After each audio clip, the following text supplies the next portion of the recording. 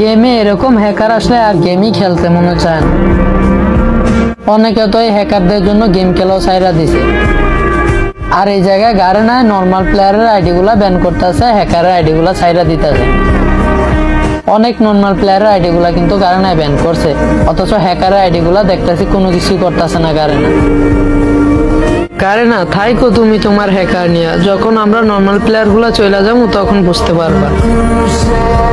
একটা normal player আর কত সহ্য করবে। আমরা বেশিরভাগ প্লেয়াররাই কিন্তু নর্মাল একটা ডিভাইস দিয়ে গেম প্লে করি, না আছে ভালো কোনো গান স্কিন, না আছে ভালো কোনো মুভমেন্ট। তা দিয়ে একটা ভালো প্লেয়ারের সাথে ফাইট নিতে আমাদের হিমশিম খেতে হয়, তার ভিতরে আবার এরা।